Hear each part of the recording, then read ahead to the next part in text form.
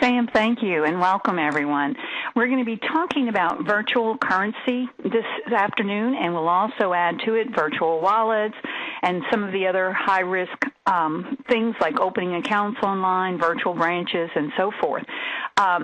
If you are of my age group, and I'm sure some of you are, I'm about 57, but I remember passbook savings and I remember 18% interest rates. So to bring us into this 30-year journey of looking at how our industry has changed, and for us to be sitting here today talking about virtual currency is certainly something I didn't ever think I would see in my lifetime, and probably you didn't either. So how does it impact us? What is virtual currency? What is the FinCEN? Actions that have come out and guidance to us as far as how to handle someone who is using or transmitting virtual currency. So I particularly want to take a look first at the Liberty Reserve situation, and that is a closed, centralized digital currency. And then we'll take a look, and I'll verbally add some things about Bitcoin, since that was actually made national news this week as it was in Congress, and there were hearings about Bitcoin this week. So we'll talk about Bitcoin. And then when we move from that then to virtual wallets, we'll come to the realization that virtual wallets can be held with virtual currency in them, or they can be held with real dollars, authorized by a government. And so we'll move into that arena. And I guess my thoughts as I was preparing for this workshop this morning and this week and thinking about all of this is really that these dots connect. And they connect in a way that dramatically will affect your risk assessments and your BSA AML. And there's really 2 points of view on all of this. Are you going to be offering some of these products and services, or are your customers going to be using these products and services? And then how do you fit in on each side? So that's kind of where we want to journey through today and kind of look at those issues and what things might impact our organization this afternoon. You should have received also with your slides a fairly enormous kind of what I call my research manual or whatever. I always like you to see the supporting data in more detail, this guidance from FDIC and OCC and those organizations, particularly in model risk management and risk management for third-party vendors. So you should have received a link to that also. You do not need it today, but hopefully it will kind of be a one-stop research shopping for you with some of the things that we're going to talk about today, and it'll help you as you go through.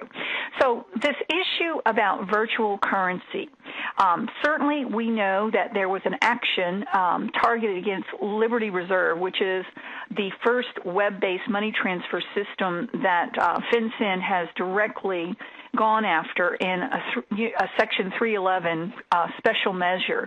And Liberty Reserve is a web-based money transfer system or virtual currency that was, of course, designed and frequently used to facilitate money laundering in cyberspace.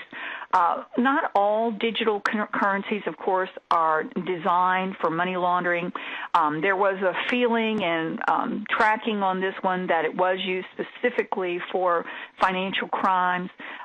So you can see that the FinCEN felt like they needed to come in and put a 311 special measure against them, which means that basically that you can't do business with them in the United States, that they can't do business in our banking system.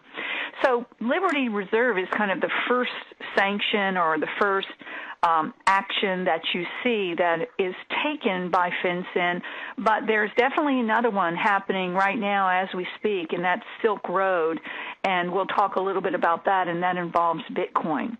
But Liberty Reserve is a web-based money transfer system or virtual currency, so it's supposed to be backed by real money, but there is, of course, no authority testing that. They say that they are have equal dollar for U.S. dollars and dollar for euros. But, of course, it was at libertyreserve.com, and basically you open an account there, and it was mainly funded through wire transfers. So the wire transfers come in, and then the wire transfers are put into your Liberty Reserve account, and your Liberty Reserve account is where you use to pay other folks, perhaps for all kind of illicit things.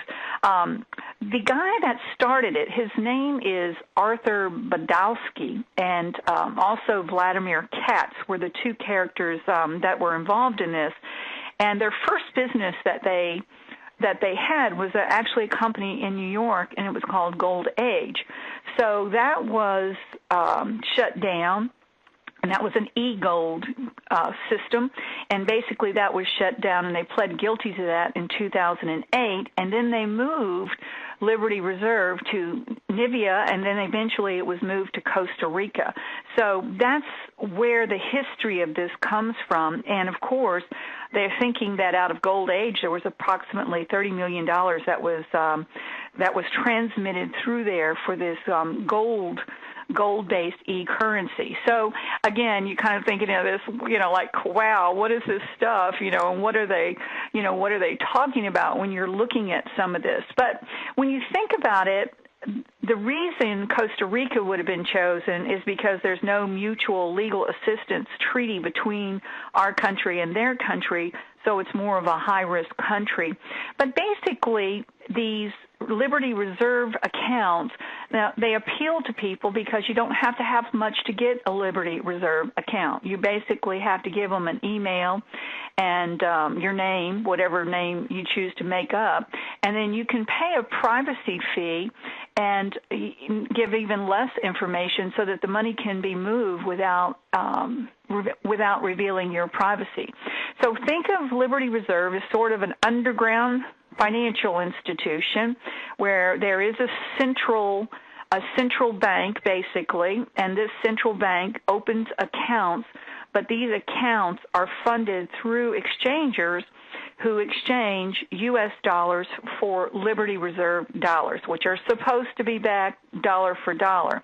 But it is an irrevocable system. It is anonymous, and so therefore you can't get your money back if something goes wrong. And primarily they appear to believe that it was used to sell identity theft, malware programs, lists, things like that. And so, of course, it was definitely something that you would be concerned about from the identity theft side of things also. So when you're talking about moving funds around, Liberty Reserve, as we said again, is centralized, which makes it different than Bitcoin, which is receiving all the press these days. But basically, you go into your financial institution with check or cash, and you open your own account, and then you wire money to this exchanger. The exchanger then will send the money to your Liberty Reserve account where you open an account there, and then you can send the money Liberty Reserve to person B, or you can send money to another exchanger who will send it to person B. And I guess the deeper the crime and the more need for anonymity, the more you could layer this up and run it through, several exchangers. And why would these exchangers do this? Why would they exchange real money for fake money? It's because they make a lot more. If you go from person A basically to the bank account to an exchanger, that may be about $45. If you go from the exchanger to the Liberty Reserve funds, they will basically cost you up to 1 to 10%, and it could be a flat fee. And then when person A sends it to person B, you've got another fee there. And if it goes through an exchanger, you've got another fee there. So what could normally cost you maybe a couple $100 will cost you a couple $1,000 to move the money around. So it appears to me that the real benefiter here sometimes is the person who's exchanging the real world dollars for the fake dollars. Now, some people, and I don't know how accurate this would be because it's speculation, with the FATCA rules coming out and the sharing of information between countries, there is some thinking that a lot of money that has typically been held in the Cayman Islands, as Swiss bank accounts, may go underground into these virtual currencies where, again, they could evade taxes and continue to remain anonymous. So that may be something prompting some of the dollars moving towards these accounts. But some of it might just be for fun. I mean, Bitcoin certainly has a fun element in it, and we'll talk a little bit more